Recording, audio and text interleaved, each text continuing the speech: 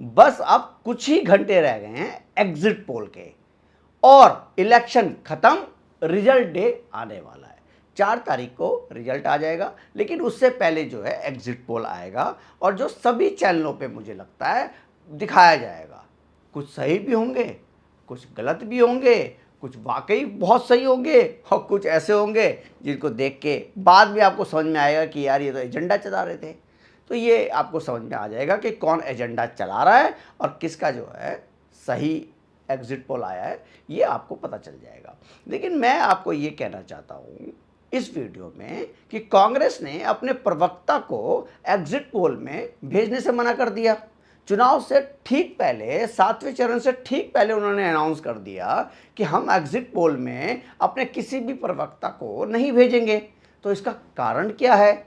तो मेरे को तो ये समझ में आ रहा है कि ये पहले से ही मान के चल रहे हैं कि भाई वहाँ जाने से क्या फ़ायदा, बदनाम होने से क्या फ़ायदा, हमारे को इसको बाइकआउट करो, इसको इग्नोर करो।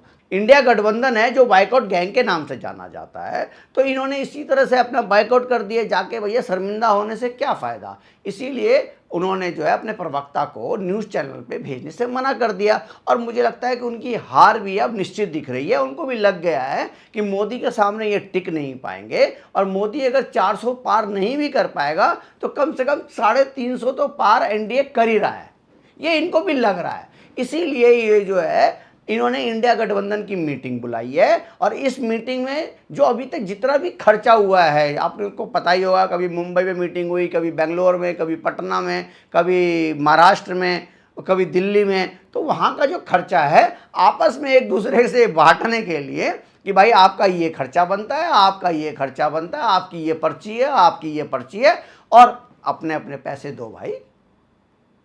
कब तक जो है इसको उधारी से चलाया जाएगा? तो मुझे लगता है यही एजेंडा होगा कि हम हारने के बाद कैसे ठीकरा फोड़े ईवीएम पे और हारने के बाद हम क्या क्या बोलें, क्योंकि जीतने की संभावना तो बहुत ही कम दिख रही है। मुझे जो इंडिया गठबंधन का बिहेवियर रहा पूरे चुनाव में, 70 दिन जो है ये प्रचार चले, 70 दिन का ये चुनाव था, इन 70 दिनों में मुझे इंडिया गठबंधन की तरफ से ऐसा एक भी पॉजिटिव साइन नहीं मिला और इनकी क्रेडिबिलिटी इतनी पुअर हो चुकी है कि ये राहुल गांधी बार बार खटाखट 1-1 लाख रुपए की बात कर रहा है, कह रहा गरीब महिला को मैं 1-1 लाख रुपए दूंगा, लेकिन विश्वास कोई नहीं कर रहा। इन पे ट्रस्ट लोगों को नहीं है, लोगों का ट्रस्ट इनका उठ चुका है। और ये आधी आबादी जो मुझे लगता है जो जिसको ये राहुल गांधी फोकस करने पे लगे हुए हैं, ये आधी आबादी का आप देखेंगे ज़्यादा हिस्सा जो है वो मोदी के साथ है। और जीत का अगर सबसे बड़ा फैक्टर अगर कोई होगा तो वो ये आधी आबादी ही होगी। और आधी आबादी की वजह से मोदी हो सकता है 350 पार कर जाएं, लेकिन मेरा आकलन ये है कि बीजेपी 320 पार करेगी और एनडीए 350, मतलब टोटल जो है 350 रहेगा। बीजेपी 300 पार कर रही है, इसका मेरा आकलन ये है। आप लोगों को क्या लगता है कि बीजेपी कितना पहुंच सकती है? प्लीज़ कमेंट करके बताइए। और ये जो इंडिया गठबंधन वाले हैं ये एक एजेंडा भी चला रहे हैं कि हारने के बाद हमें कैसे कैसे प्रोटेस्ट करने हैं, कहाँ कहाँ हमें जो है धरना प्रदर्शन करना है, किस किस को जो है बदनाम करना है, मोदी को कैसे बदनाम किया जाए, मोदी के बारे में कैसे लोगों को बताया जाए कि मोदी तानाशाह है, ये ईडी सीबीआई से क्या चुनाव मोदी जीत गए हैं, इसके बारे में चर्चा हो रही है। और ये बिल जो है जिन्होंने जो खर्चा किया है, इन्होंने 4-5 हज़ार जो भी अपना खर्चा किया होगा, उस खर्चे के अपने पेमेंट सबके अपने अपने पैसे दो भाई, और बिल सबके चुकाने हैं। सभी जो 5 स्टार होटल में, 7 स्टार होटल में, जो बेंगलोर में, महाराष्ट्र में और ये पटना में रुके हैं, उसका खर्चा कहाँ से आएगा? उनका खर्चा तो देना ही पड़ेगा ना। उसी के लिए मीटिंग बुलाई गई है और इस मीटिंग का कोई मतलब नहीं बनता। 1 जून को चुनाव है और आप सोचो पंजाब में चुनाव है, बंगाल में चुनाव है, यूपी में चुनाव है, तो लोग जो है भले ही लोग जो हैं, जो पॉलिटिकल पार्टी जो है वो तो चुनाव में व्यस्त रहेगी। तो इस मीटिंग का कोई व्यर्थ मुझे तो नहीं समझ में आ रहा है। इस मीटिंग का कोई मतलब, ये मीटिंग सिर्फ इसीलिए हो रही है कि ठिकरा कैसे फोड़ा जाए और पैसे अपने अपने निकालो जेब से। ममता बनर्जी ने तो साफ मना कर दिया कि मैं इस मीटिंग में नहीं आऊंगी।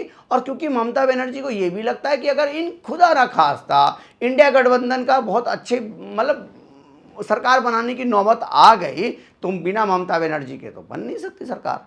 तो अभी जाके क्या फ़ायदा, और क्या पता ममता बनर्जी बिल देना ना चाहती हूँ। ममता बनर्जी को लग रहा होगा कि वहाँ पहुँचूंगी तो वो कहेंगे बिल, तो इसलिए इससे दूर ही रहो कि मैं अभी नहीं आ रही, मैं बिज़ी हूँ। तो जो उधार वाले तो ऐसे ही करते हैं ना भाई, जिनका पुराना उधार होता है वो यही करते हैं, मैं बिज़ी हूँ, बाद में आऊँगा, अभी फ़ोन नहीं उठा रही, मैं बिज़ी हूँ, मैं इस तरह का काम कर रही हूँ, मैं उस तरह का काम कर रही हूँ। तो मुझे लगता है यही वजह है कि ममता बनर्जी को भी लग रहा होगा कि 10-12 सीटें आनी है बंगाल में, इसके लिए कहूँ क्या करना मुझे दिल्ली आके, और इतनी गर्मी में आके कहीं मैं गिर ना जाऊँ। और इसका भी ठीक रहा मैं हो जो है फिर इंडिया गठबंधन पे आ जाएगा कि इतनी गर्मी में मीटिंग काहे बुला ली। इंडिया गठबंधन वालों ने अपनी अपनी बैटिंग, अजीत अंजुम हो गए या रवीश हो गया या ये आशुतोष हो गया जो सत्यहिंदी.com चलाता है, ये अपनी जो है ये अपने हर एक चैनलों पे, अपने यूट्यूब चैनलों पे हर एक जितने भी फेज़ हुए उसके बाद जो है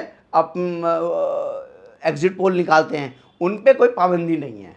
तो मुझे तो समझ में नहीं आ रहा कि उन पे पाबंदी क्यों नहीं है, उन पे भी पाबंदी होनी चाहिए। और योगेंद्र यादव सिर्फ अकेला ही एक ऐसा आदमी है कि अकेला आदमी जो है एग्जिट पोल निकाल रहा है, ना उसके साथ कोई टीम है, ना उसका कोई ऑफिस है, ना उसके साथ कोई काम करना चाहता है। और हर एक फेज़ के बाद कभी कहता है एनडीए इतनी आ जाएगी और इंडिया की तो 350 पार, 300 पार, इस तरह के जो है आकलन दे रहा है। अब मुझे तो आप लोगों को क्या लगता है ये जो ये योगेंद्र यादव है इसका आज तक एक भी आकलन सही रहा है? इसने किसी भी बार, किसी भी साल जिसने चुनाव करवाया हो, लड़वाया हो, या चुनाव के बारे में जो इन्होंने बोला हो और वो सच निकला हो, तो प्लीज़ कमेंट करके बताइए। मैं तो बिल्कुल फॉर्मली इस बात को कह रहा हूं, योगेंद्र यादव का एक भी एग्जिट पोल आज तक सच नहीं निकला, आज तक। मेरे को तो विश्वास नहीं आ रहा, मेरे को तो ध्यान नहीं आ रहा। अगर आप लोगों को भी लगता है कि नहीं योगेंद्र यादव जो है वाकई भाई बहुत बढ़िया पत्रकार रह चुका है, राहुल गांधी का चमचा बहुत अच्छा रह चुका है, राहुल गांधी को पानी पिलाने वाला काम बहुत अच्छा कर चुका है भारत जोड़ो न्याय यात्रा में, अगर आप लोगों को लगता है कि योगेंद्र यादव का ये कार्य ज़्यादा अच्छा है तो प्लीज़ कमेंट करके बताइए, क्योंकि ये चुनाव लड़ाने वाला आदमी नहीं है। इसको मुझे ये बोकस आदमी है, मतलब इसमें मुझे ट्रस्ट नहीं है इस आदमी के ऊपर। कांग्रेस पार्टी को भी ट्रस्ट नहीं है, इसलिए पीछे से सारे खेल खेलता है अपना।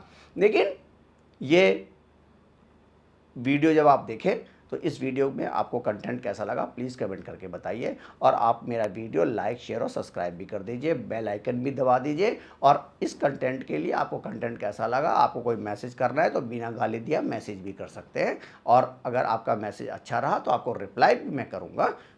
धन्यवाद।